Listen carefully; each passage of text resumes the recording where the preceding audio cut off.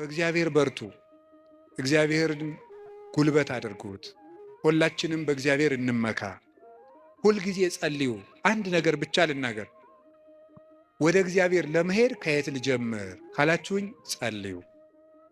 መንፈሳዊ ሕይወት ከየት ዛሬ ምናልባት ዛሬ ብቻ ቃለ እግዚአብሔር የምትሰሙ ሰዎችም ትኖራላችሁ። ዛሬ ድንገት የመጣ መጥቶ የማያውቅም ሊኖር ይችላል።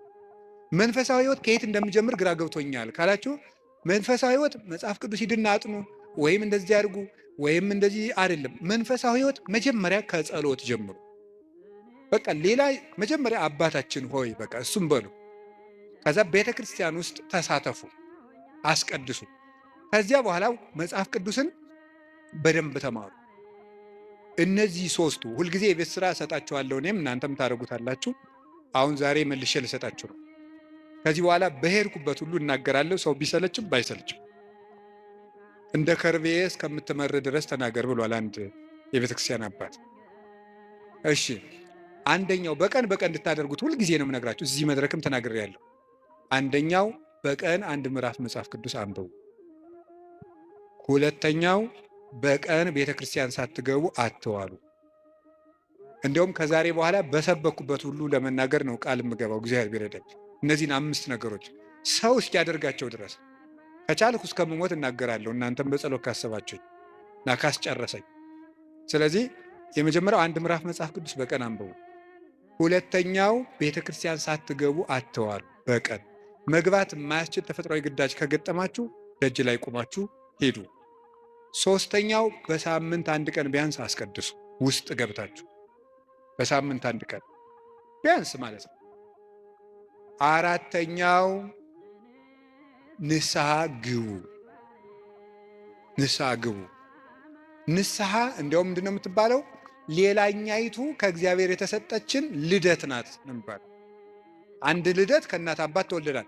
ሌላ ልደት ደግሞ በጥምቀት እንደገና እሷ ስትደበዝዝ ደግሞ እግዚአብሔር በንስሐ ልደትን ሰጠ።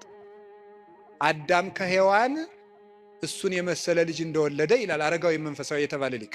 አዳም ሔዋን ከምትባል ሚስቱ እሱን የመሰለ ልጅ እንደወለደ ክርስቶስ ከንስሐ ማኅፀን እሱን የመሰሉ ልጆችን ይወልዳል ይላል።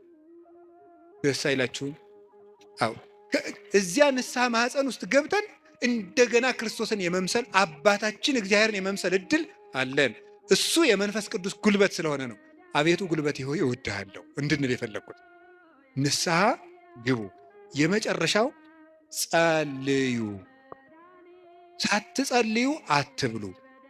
ሳትጸልዩ እቤት አትውጡ። ብትችሉ ስግደት ስገዱ። ስገዱ። ጥቂት ስገዱ። ትንሽ ከቻላችሁ 41 ካቃታችሁ 21 ካቃታችሁ 7 ካልሆነም 3። ይኸውላችሁ እኛ ለእግዚአብሔር ስንሰግድ ሰይጣን ከኛ እግር ይወድቃል። ሰው ለእግዚአብሔር ሲንበረከክ የሚያንበረክኩት ከእሱ ስር ይንበረከካሉ። ዳዊት ለእግዚአብሔር ይንበረከካል፣ እግዚአብሔር የዳዊትን ጠላቶች ለዳዊት ያንበረክካል። ቀመሩ ይሄ ነው። እኛ ለእግዚአብሔር እንንበረከክ፣ የሚያንበረክኩንን አጋንንት ደግሞ እግዚአብሔር ያንበረክካቸዋል። ሰው ለእግዚአብሔር ሲንበረከክ ትልቅ ነገር ነው። ስለዚህ ጥቂት ስግደት በቀን ስገዱ። ጸልዩ። ጸሎት አታቋርጡ። ለጸሎታችሁ ደግሞ ቀመር አታብጁለት። ማለት ምን ማለት ነው?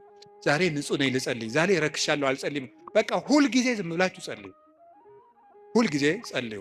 ይህን ያደረግን እንደሆነ እግዚአብሔር ጉልበት ይሆነናል ልላችሁ ፈልጌ ነው። መድኃኔዓለም ለሁላችንም ጉልበት ይሆነን።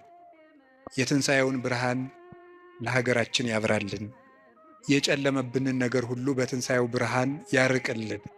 ለተጨነቁ ሁሉ መድኃኔዓለም ሰላምን ይስጥልን። አቤቱ ጉልበቴ ሆይ እወድሃለሁ። ወስብሐት ለእግዚአብሔር።